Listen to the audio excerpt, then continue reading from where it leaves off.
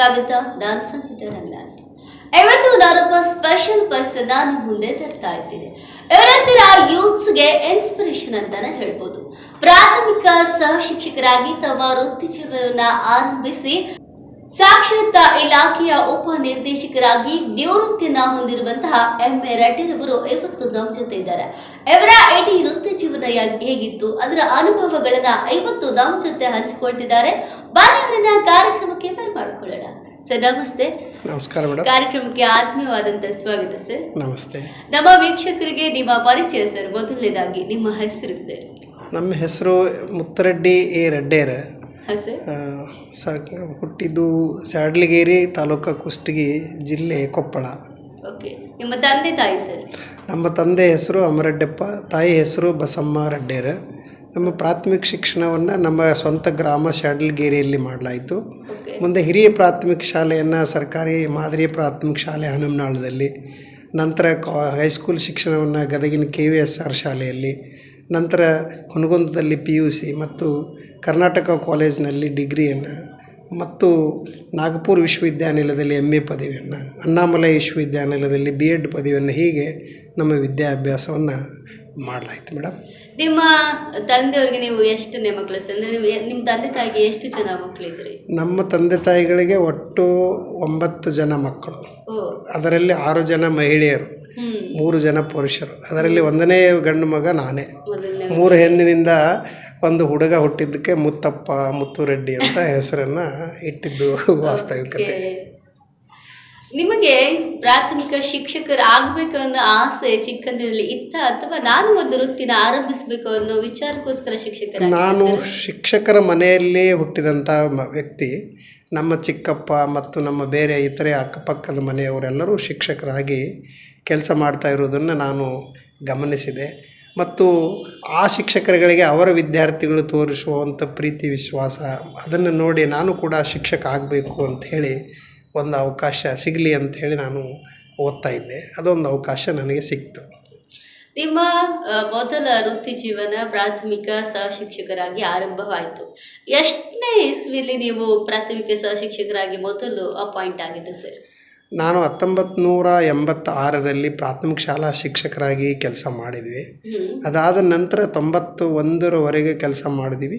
91ರ ನಂತರ KES ಪರೀಕ್ಷೆಯನ್ನು ಬರೆದು 93ರಲ್ಲಿ KES ಪರೀಕ್ಷೆಯಲ್ಲಿ ಡೈರೆಕ್ಟು KPSCಯಿಂದ ಪ್ರೊಬೇಷನರಿ ಆಫೀಸರ್ ಅಂತ ಹೇಳಿ ನೇಮಕ ಆಗಿ ಪ್ರೌಢಶಾಲಾ ಮುಖ್ಯ ಶಿಕ್ಷಕರುಗಳನ್ನು ನೇಮಕ ಮಾಡೋ ಪ್ರಕ್ರಿಯೆಯಲ್ಲಿ ನಾನು ಕೂಡ ಒಬ್ಬ ಆಯ್ಕೆಯಾಗಿದ್ದೇನೆ. ಪ್ರೌಢಶಾಲಾ ಮುಖ್ಯ ಶಿಕ್ಷಣ ಆಯ್ಕೆ ಮಾಡೋರಲ್ಲಿ ನೀವು ಒಬ್ಬರಾಗಿದ್ದೀರಿ. ಅಂದರೆ ಮೊದಲ ನಿಮ್ಮ ಪ್ರಾಥಮಿಕ ಶಿಕ್ಷಣ ಯಾವ ಶಾಲೆ, ಅಂದರೆ ಯಾವ ಊರಿನಲ್ಲಿ ಮೊದಲು ವೃತ್ತಿನ ಆರಂಭ? ನಮ್ಮದು ಸರ್ಕಾರಿ ಪ್ರಾಥಮಿಕ ಶಾಲೆ ಹಂಚಿನಾಳ ತಾಲೂಕು ಸಿಂಧನೂರಿನಲ್ಲಿ ಆರಂಭವಾಗಿ, ಹಾಗೆಯೇ ಮುಂದೆ ಸರ್ಕಾರಿ ಹಿರಿಯ ಪ್ರಾಥಮಿಕ ಶಾಲೆ ಹನುಮಸಾಗರದಲ್ಲಿಯೂ ಕೂಡ ಸೇವೆಯನ್ನು ಮಾಡಿ ನಂತರ ಪ್ರೌಢಶಾಲಾ ಮುಖ್ಯೋಪಾಧ್ಯಾಯರ ಹುದ್ದೆಗೆ ಬರಲಾಯಿತು. ಆಮೇಲೆ ವಿಷಯ ಪರಿವೀಕ್ಷಕರಾಗಿ ನೀವು ತೇರ್ಗಡೆಯನ್ನು ಹೊಂದುತ್ತೀರಾ. ಅಲ್ಲಿ ಆ ಅನುಭವ ಯಾವ ರೀತಿಯಾಗಿತ್ತು ಸರ್? ನಾನು ಪ್ರೌಢಶಾಲೆ ಮುಖ್ಯ ಶಿಕ್ಷಕನಾಗಿ ಇದೇ ಗಜೇಂದ್ರಗಢದ ಬಾಲಕಿಯರ ಸರ್ಕಾರಿ ಪ್ರೌಢಶಾಲೆಯಲ್ಲಿ ಕೆಲಸ ಮಾಡಿದ್ದೆ. ಈ ಶಾಲೆಯಲ್ಲಿ ಮಾಡಿದ ಕೆಲಸಗಳೇ ಬಹುಶಃ ನನಗೆ ಮುಂದಿನ ಎಲ್ಲ ಕಡೆ ಹಂತದಲ್ಲಿ ಕೆಲಸ ಮಾಡಲಿಕ್ಕೆ ತುಂಬ ಪ್ರೇರೇಪಣೆ ಆಯಿತು ಅಂತ ಹೇಳೋದಕ್ಕೆ ಅಂತ ನನಗೆ ಭಾಳ ಖುಷಿ ಅನ್ನಿಸ್ತದೆ. ಉಪನಿರ್ದೇಶಕರ ಕಾರ್ಯಾಲಯದಲ್ಲಿ ಸಬ್ಜೆಕ್ಟ್ ಇನ್ಸ್ಪೆಕ್ಟರ್ ಅಂದರೆ ವಿಷಯ ಪರಿವೀಕ್ಷಕನಾಗಿ ಕೆಲಸ ಮಾಡುವಾಗ ಅದೊಂದು ಏರಿಯಾ ಅಥವಾ ಒಂದು ಕ್ಷೇತ್ರ, ದೊಡ್ಡದಾದಂಥ ಕ್ಷೇತ್ರ. ಅಲ್ಲಿ ಬರ್ತಕ್ಕಂಥ ಎಲ್ಲ ಪ್ರೌಢಶಾಲೆಗಳಲ್ಲಿ ವಿಷಯದ ಬಗ್ಗೆ ಪರಿಣಿತಿಯನ್ನು ಪಡೆದುಕೊಂಡು ಶಿಕ್ಷಕರುಗಳನ್ನು ಒಗ್ಗೂಡಿಸಿ ಮಕ್ಕಳ ಫಲಿತಾಂಶ ಬರಹ ಮತ್ತು ಓದು ಶುದ್ಧತೆಯನ್ನು ಮಾಡುವುದರ ಬಗ್ಗೆ SSLC ಪರೀಕ್ಷೆ ಫಲಿತಾಂಶ ಇರ್ಬೋದು ಅಥವಾ ಕೆಳಗಿನ ತರಗತಿ ಎಲ್ಲ ಫಲಿತಾಂಶವನ್ನು ಸುಧಾರಣೆ ಮಾಡುವ ನಿಟ್ಟಿನಲ್ಲಿ ಭಾಳಷ್ಟು ಕೆಲಸಗಳನ್ನು ಮಾಡಲಿಕ್ಕೆ ಒಂದು ಅವಕಾಶ ಸಿಕ್ತು ಅಂಥೇಳಿ ನನಗೆ ಅನ್ನಿಸ್ತದೆ. ಜೊತೆಗೆ ಭಾಳಷ್ಟು ಒಳ್ಳೆ ಕೆಲಸ ಮಾಡಿದ ಶಿಕ್ಷಕರನ್ನು ಪರಿಚಯ ಮಾಡಿಕೊಳ್ಳೋದು, ಅವರು ಮಾಡಿದ ಒಳ್ಳೆ ಕೆಲಸಗಳನ್ನು ಬೇರೆ ಶಾಲೆಗಳಿಗೆ ತಲುಪಿಸುವಂಥ ಒಂದು ರಾಯಭಾರಿ ಕೆಲಸ ಈ ಒಂದು ಸಬ್ಜೆಕ್ಟ್ ಇನ್ಸ್ಪೆಕ್ಟರ್ ಪೋಸ್ಟ್ನಲ್ಲಿ ನಮಗೆ ಅನುಭವ ಆಯಿತು ಅಂತ ಹೇಳೋದಕ್ಕೆ ಬಹಳ ಖುಷಿ ಅನ್ನಿಸ್ತದೆ. ಅಂದರೆ ಪರ್ಟಿಕ್ಯುಲರ್ ಒಂದು ಸಬ್ಜೆಕ್ಟಲ್ಲಿ ನೀವು ವಿಷಯ ಪರಿವೀಕ್ಷಕರಾಗಿದ್ದರೆ ಸರ್? ಹೌದ್ರಿ. ಅದು ಯಾವ ವಿಷಯ? ನಮ್ಮ ಸಮಾಜ ವಿಜ್ಞಾನ ವಿಷಯದಲ್ಲಿ ನಾನು ವಿಷಯ ಪರಿವೀಕ್ಷಕನಾಗಿ ಕೆಲಸ ಮಾಡಿದೆ. ಹೀಗೆ ನನ್ನೊಟ್ಟಿಗೆ 6 ವಿಷಯದ ಪರೀಕ್ಷಕರು ಕೂಡ ಇರ್ತಿದ್ರು. ನಾವು ಸಮಾಜ ವಿಜ್ಞಾನ ಪರೀಕ್ಷಕರಾಗಿ ಕೆಲಸ ಮಾಡುವಂಥ ಸಂದರ್ಭದಲ್ಲಿ ಭಾಳಷ್ಟು ಖುಷಿಯಾಗಿ ಶಾಲೆಗಳಲ್ಲಿ ಶಿಕ್ಷಕರುಗಳಲ್ಲಿ ಒಂದು ಸಂಪನ್ಮೂಲ ವಿಚಾರಗಳನ್ನು ತಿಳಿಸುವಂಥದ್ದು, ಒಂದು ಕಲಿಕೆಯ ಪ್ರಾವೀಣ್ಯತೆಯನ್ನು ಹೆಚ್ಚಿಸಿಕೊಳ್ಳುವಂಥದ್ದಕ್ಕೆ ಭಾಳ ಪ್ರಯತ್ನ ಮಾಡಿದ್ದೀವಿ. ಸೊ ಅದರ ಪ್ರತಿಯಾಗಿ ಭಾಳಷ್ಟು ಜನ ಶಿಕ್ಷಕರು ಅತ್ಯುತ್ತಮವಾದಂಥ ಒಂದು ಸಮಾಜ ವಿಜ್ಞಾನ ಪಾಠವನ್ನು ಬೋಧನೆ ಮಾಡಲಿಕ್ಕೆ ಅಣಿಯಾಯಿತು ಅಂತ ಹೇಳೋಕ್ಕೆ ಖುಷಿ ಅನ್ನಿಸ್ತದೆ. ಅಂದರೆ ವಿಷಯ ಪರಿವೀಕ್ಷಕರಂದರೆ ನೀವು ಪ್ರತಿ ಶಾಲೆಗಳಿಗೆ ಭೇಟಿನ ನೀಡ್ತಿದ್ರ ಅಥವಾ ಎಲ್ಲ ಶಿಕ್ಷಕರನ್ನ ಈ ಕಾರ್ಯಾಗಾರ ಅಂತ ಒಗ್ಗೂಡಿಸ್ತಾ ಇದ್ರೆ ಸರ್? ಅದು ಕೆಲಸದ ರೀತಿ ಅಂದರೆ ವಾರದಲ್ಲಿ 3-4 ದಿವಸ ಸಂದರ್ಶನ ಮಾಡಬೇಕು. ಇನ್ನುಳಿದಂತೆ 2 ದಿವಸ ಕಚೇರಿ ಕೆಲಸಗಳನ್ನು ಮಾಡಬೇಕು. ಸಂದರ್ಶನ ಮಾಡುವಾಗ ಒಂದು ದಿನಕ್ಕೆ 2 ಶಾಲೆನೋ 3 ಶಾಲೆನೋ ಅದರ ಅವಶ್ಯಕತೆಯನ್ನು ಅನುಸಾರವಾಗಿ ಸಂದರ್ಶನ ಮಾಡುವಂಥ ಅವಕಾಶ ನಮಗೆಲ್ಲ ಸಿಕ್ಕಿತ್ತು. ಹಾಗಾಗಿ ಸರ್ಕಾರಿ ಶಾಲೆ ಇರ್ಬೋದು, ಅನುದಾನಿತ ಶಾಲೆ ಇರ್ಬೋದು, ಅನುದಾನ ರಹಿತ ಶಾಲೆಗಳದ್ದು ಎಲ್ಲ ಶಾಲೆಗಳಲ್ಲಿ ವಿಷಯ ಪರಿವೀಕ್ಷಕರಾಗಿ ನೋಡುವಂಥ ಅವಕಾಶ ನಮಗೆ ಸಿಕ್ತು. ಎಷ್ಟು ವರ್ಷ ವಿಷಯ ಪರಿವೀಕ್ಷಕರಾಗಿ ಕೆಲಸ? ನಾನು 6 ವರ್ಷಗಳ ಕಾಲ ವಿಷಯ ಪರಿವೀಕ್ಷಕನಾಗಿ ಕೆಲಸ ಮಾಡಿದೆ. ಹಾಗಾಗಿ ನನಗೆ ಫಲಿತಾಂಶ ಸುಧಾರಣೆಯ ನಿಟ್ಟಿನಲ್ಲಿ ಭಾಳಷ್ಟು ಕೆಲಸಗಳನ್ನು ಮಾಡೋದಕ್ಕೆ ಒಂದು ಅವಕಾಶ ಸಿಕ್ತು. ಶಾಲೆಗಳಲ್ಲಿ ಒಂದು ಜಿಯೋಗ್ರಫಿ ವಿಷಯದಲ್ಲಿ ಟೋಪಿಯೋಗ್ರಫಿ ಅಂತ ಹೇಳಿ ಮಾಡೋದಕ್ಕೆ ಪ್ರಯತ್ನ ಪಟ್ವಿ. ಟೋಪಿಯೋಗ್ರಫಿ ಏನು ಹೇಳ್ತಿದೆ ಅಂದರೆ ನಮ್ಮ ದೇಶದ ಒಂದು ಚಿತ್ರಣವನ್ನು ನಾವು ಟಚ್ ಆ್ಯಂಡ್ ಫೀಲ್ ಮಾಡುವಂಥದ್ದು. ಅಂದರೆ ಎತ್ತರ ಪ್ರದೇಶ ಎಲ್ಲಿದೆ, ಚಪ್ಪಟೆ ಪ್ರದೇಶ ಎಲ್ಲಿದೆ, ನೀರು ಯಾವ ಕಡೆಯಿಂದ ಯಾವ ಕಡೆ ಹರಿತದೆ, ಹೀಗೆ ಒಂದು ಸಾಕ್ಷಿ ವಿಚಾರಗಳನ್ನು ಮಕ್ಕಳಿಗೆ ತಿಳಿಸ್ಕೊಡುವಂಥ ಒಂದು ಟೋಪಿಯೋಗ್ರಫಿ ಅನ್ನುವಂಥ ಒಂದು ನಕ್ಷೆಯನ್ನು ಮಾಡಿಸಿದಾಗ ಭಾಳಷ್ಟು ಜನ ಶಿಕ್ಷಕರು ಆ ಬಗ್ಗೆ ಒಲವು ತೋರಿಸಿ ಮಕ್ಕಳಿಗೆ ಒಳ್ಳೆಯ ಒಂದು ಪರಿಣಾಮಕಾರಿ ಬೋಧನೆ ಮಾಡಲಿಕ್ಕೆ ತುಂಬ ಸಹಾಯ ಆಯಿತು ಅಂತ ನನಗನ್ನಿಸ್ತದೆ. ಅಂದರೆ ಬರೀ ಒಂದು ಪರ್ಟಿಕ್ಯುಲರ್ ತಾಲೂಕುಗಳಿಗೆ ಮಾತ್ರ ಪರಿವೀಕ್ಷಕರಾಗಿರೋದು ಅಥವಾ ಇಡೀ ಜಿಲ್ಲೆಯ ಎಲ್ಲ ಶಾಲೆಗಳಿಗೂ ಪರಿವೀಕ್ಷಕರಾಗಿ? ಸುಮಾರು ಎಷ್ಟು ಶಾಲೆಗಳಿಗೆ ಪರಿವೀಕ್ಷಕರಾಗಿ ಭೇಟಿ ಕೊಟ್ಟು? ನಾವು ಒಂದು ತಿಂಗಳಿಗೆ ಕನಿಷ್ಠ 23ರಿಂದ 25 ಶಾಲೆಗಳನ್ನು ಭೇಟಿ ಮಾಡುವಂಥ ಒಂದು ಗುರಿ ಹಾಕ್ಕೊಂಡಿದ್ದೇವೆ. ಅದರಲ್ಲಿ 95% ನಾವು ಗುರಿಯನ್ನು ತಲುಪಿದ್ದೇವೆ. ಹಾಗಾಗಿ ಜಿಲ್ಲೆಯ ಎಲ್ಲ 304 ಶಾಲೆಗಳಲ್ಲಿಯೂ ಕೂಡ ಭೇಟಿ ಮಾಡಿದಂಥ ಅನುಭವ ನಮಗಿದೆ. ಅಂದರೆ ಒಂದು ವಿಷಯದಲ್ಲಿ ಹೆಚ್ಚು ಇಂಟ್ರೆಸ್ಟ್ ಪರಿಣಿತಿನ ಹೊಂದಿರುವಂಥ ಒಂದಿಷ್ಟು ಶಿಕ್ಷಕರನ್ನು ಬೇರೆ ಬೇರೆ ಶಾಲೆಗಳಲ್ಲಿ ಹೋಗಿ ಭೇಟಿ ಮಾಡಿದಾಗ ನಿಮ್ಮ ಅನುಭವ ಯಾವ ರೀತಿಯಾಗಿರ್ತಿತ್ತು ಸರ್? ಭಾಳ ಒಳ್ಳೆಯ ಪ್ರಶ್ನೆ. ಸಂಪನ್ಮೂಲ ಶಿಕ್ಷಕರುಗಳನ್ನು ಭೇಟಿ ಆಗುವುದು ಭಾಳ ಖುಷಿ. ಅವರ ಒಂದು ಕಲಿಸುವ ವಿಧಾನ, ಅವರ ಮಕ್ಕಳಿಗೆ ಒಂದು ಪ್ರಶ್ನೋತ್ತರಗಳನ್ನು ಬರೆಸುವ ವಿಧಾನ ಅಥವಾ ಒಂದು ಹೇಳಿಕೊಡುವಂಥ ರೀತಿ ನೀತಿಗಳು ತುಂಬ ಖುಷಿ ಕೊಡುವಂಥವುದಿದ್ದು. ಹಾಗಾಗಿ ನಾನು ಗುರುತಿಸಿದಂಥ ಕೆಲವು ಶಿಕ್ಷಕರುಗಳನ್ನು ನಾನು ಪಟ್ಟಿ ಮಾಡಿ ಅವರನ್ನು ತಾಲೂಕು ಮಟ್ಟದಲ್ಲಿ ಕರೆಸಿ, ಈ ಶಿಕ್ಷಕರಿಂದ ಇಷ್ಟು ಉತ್ತಮ ಕೆಲಸ ಆಗಿದೆ, ನೀವು ಕೂಡ ಇವರ ಹಾಗೆ ಪಾಠ ಬೋಧನೆ ಮಾಡಲಿಕ್ಕೆ ಸಾಧ್ಯ ಇದೆ ಅನ್ನುವಂಥದ್ದನ್ನು ಶೇರಿಂಗ್ ಎಕ್ಸ್ಪೀರಿಯನ್ಸ್ ಅನ್ನುವಂಥದ್ದನ್ನು ಕರೆದು ಉಳಿದ ಶಿಕ್ಷಕರಿಗೂ ಕೂಡ ಮಾಹಿತಿಯನ್ನು ಕೊಟ್ಟು ಅವ್ರದ್ದು ಫಲಿತಾಂಶ ಚೆನ್ನಾಗಿ ಆಗೋ ಹಾಗೆ ಪ್ರೇರೇಪಣೆ ಮಾಡಿದಂಥ ಕಾರ್ಯಾಗಾರಗಳು ನಮ್ಮ ಸರ್ವಿಸ್ನಲ್ಲಿ ಭಾಳಷ್ಟು ಇದ್ದಾವೆ. ಆನಂತರ ನೀವು ಕ್ಷೇತ್ರ ಶಿಕ್ಷಣಾಧಿಕಾರಿಗಳಾಗಿ ಪ್ರಮೋಷನ್ ಹೊಂದ್ತೀರಾ? ನಾನು 2004ರಲ್ಲಿ ಕ್ಷೇತ್ರ ಶಿಕ್ಷಣಾಧಿಕಾರಿಗಳಾಗಿ ಗದಗ ಗ್ರಾಮೀಣ ವಲಯದಲ್ಲಿ ಕಾರ್ಯಭಾರವನ್ನು ಆರಂಭಿಸಿದೆ. ಆ ಒಂದು ಸಂದರ್ಭದಲ್ಲಿ ನಾನು 4 ವರ್ಷಗಳ ಕಾಲ ಕ್ಷೇತ್ರ ಶಿಕ್ಷಣಾಧಿಕಾರಿಗಳಾಗಿ ಕೆಲಸ ನಿರ್ವಹಿಸಿದೆ.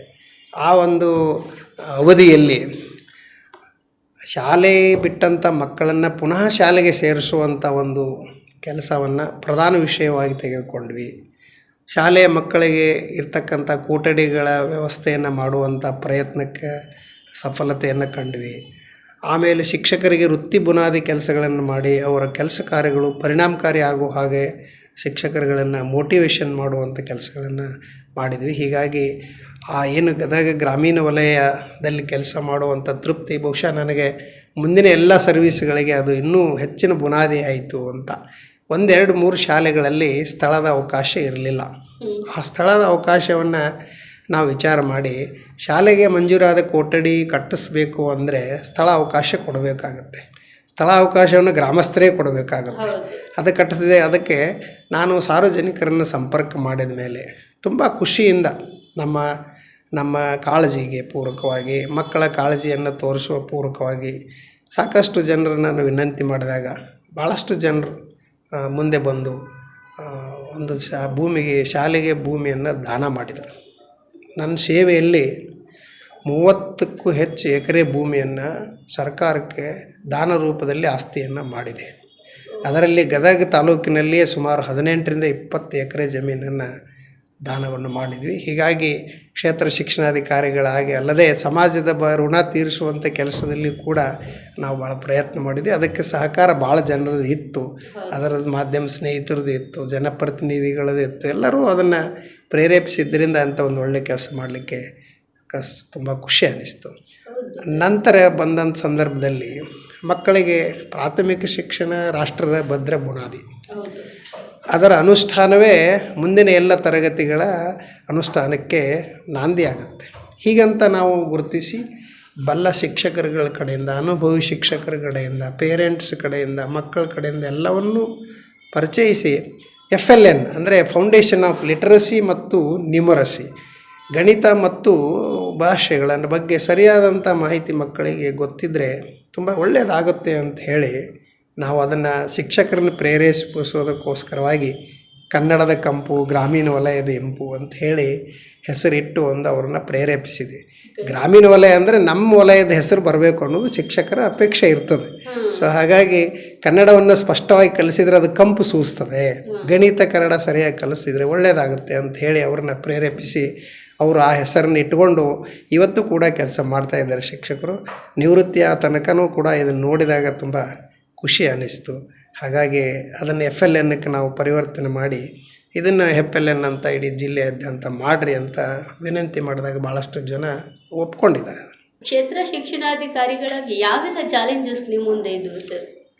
ಕ್ಷೇತ್ರ ಶಿಕ್ಷಣಾಧಿಕಾರಿಗಳಾಗಿ ಗದಗ ತಾಲೂಕಿನಲ್ಲಿ ಕೆಲಸ ಮಾಡುವಾಗ ಚಾಲೆಂಜಸ್ಗಳು ಈ ಭೂಮಿ ತಗೊಳ್ಳೋದು ಅಂಥದ್ದಿದ್ದರೆ ಅದನ್ನು ಮಾಡಾಯಿತು. ಇನ್ನು ಗದಗ ಮುಂಡ್ರಿಗಿ ತಾಲೂಕಿನ ಕ್ಷೇತ್ರ ಶಿಕ್ಷಣಾಧಿಕಾರಿಗಳಾಗಿ ಚಾಲೆಂಜಸ್ಗಳನ್ನು ಭಾಳ ಎದುರಿಸಿದ್ದೇವೆ.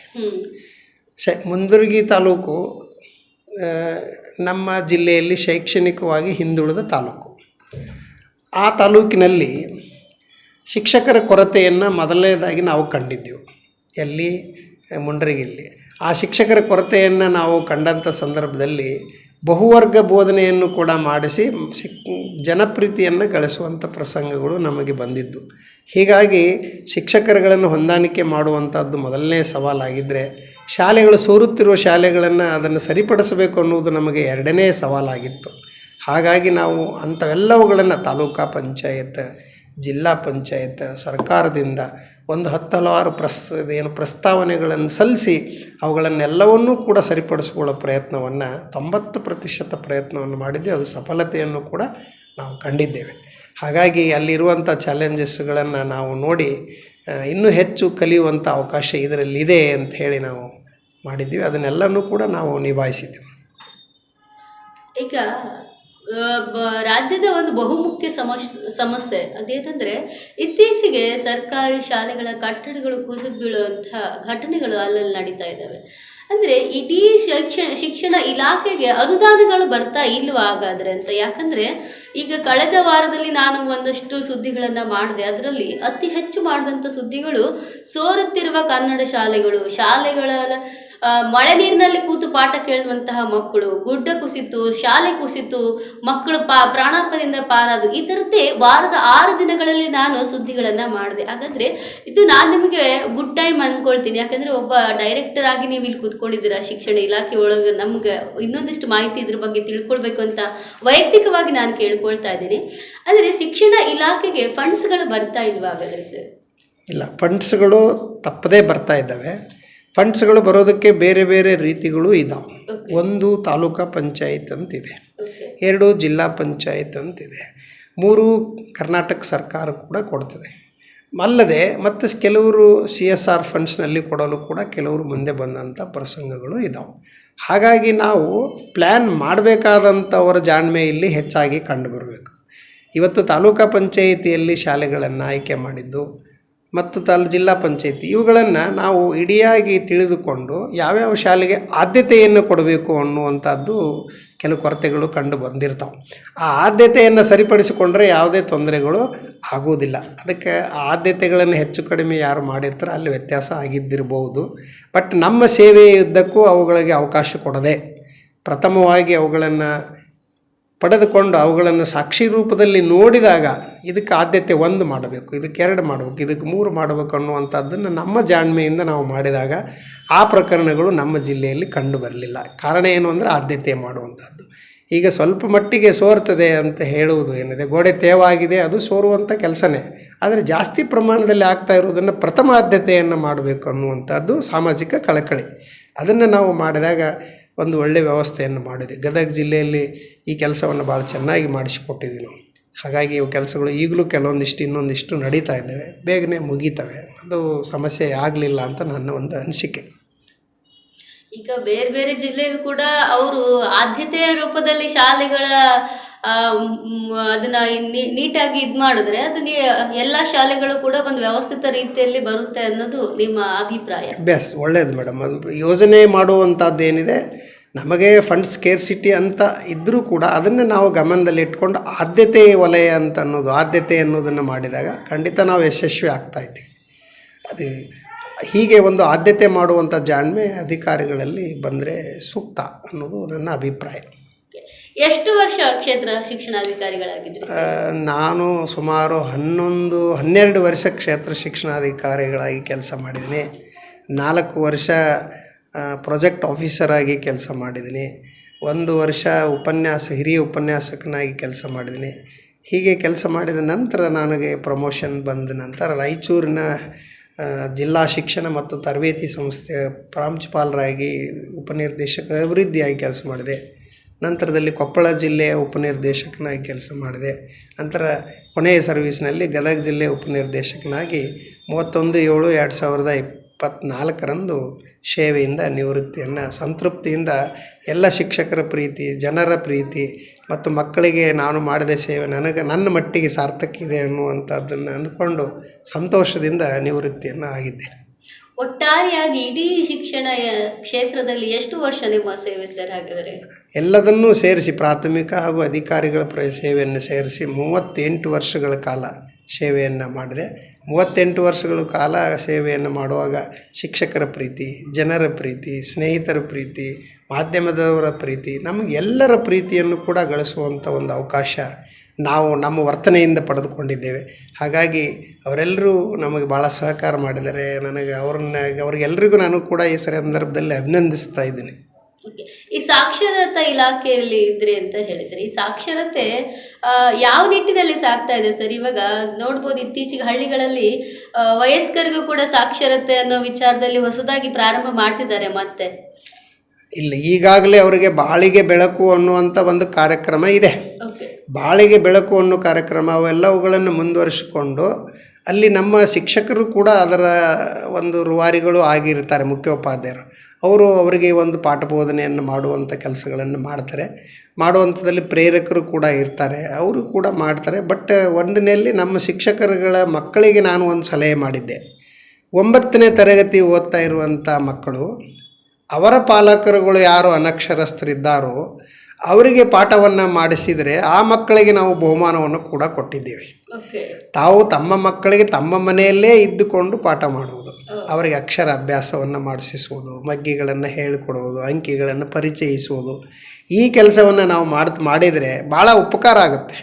9ನೇ ತರಗತಿ ಮಕ್ಕಳ ಮೂಲಕ ಮಾಡಿಸುವಂಥ ಸರ್ಕಾರದ ಆದೇಶವೂ ಕೂಡ ಇದೆ. 9ನೇ ತರಗತಿ ಮಕ್ಕಳು ಬೋರ್ಡ್ ಪರೀಕ್ಷೆಯನ್ನು ಬರೀತಾ ಇಲ್ಲ, ಹಾಗಾಗಿ ಅವ್ರ ಮೇಲೆ ಒತ್ತಡ ಇಲ್ಲ. ಆ ತರಗತಿ ಮಕ್ಕಳಿಗೆ ಮಾತ್ರ ವಿಶೇಷವಾಗಿ ಅವರು ಪ್ರಬುದ್ಧರ ಮಟ್ಟವನ್ನು ಮುಟ್ಟಿರ್ತಾರೆ. ಹಾಗಾಗಿ ಆ ಮಕ್ಕಳ ಮೂಲಕ ಮಾಡೋದರಿಂದ ಹೆಚ್ಚು ಉಪಯೋಗ ಆಗುತ್ತೆ ಅಂತ ಹೇಳಿ ಮಾಡಿದಾಗ ಭಾಳಷ್ಟು ಮಕ್ಕಳು ಉತ್ತಮವಾದಂಥ ಕೆಲಸ ಮಾಡಿದ್ದಾವೆ. ಅವ್ರನ್ನ SDMC ಮೂಲಕ, ಮುಖ್ಯೋಪಾಧ್ಯಾಯರ ಮೂಲಕ, ಜನಪ್ರತಿನಿಧಿಗಳ ಮೂಲಕ ಅಭಿನಂದಿಸ್ತಾ ಇದ್ವಿ. ಹೀಗೂ ಕೂಡ ಶಿಕ್ಷಕರು ಮಾಡಬಹುದು, ಇನ್ನೂ ಕೂಡ ಮಾಡಬಹುದು ಅನ್ನೋದು ನನ್ನ ಸಲಹೆ ಇದೆ.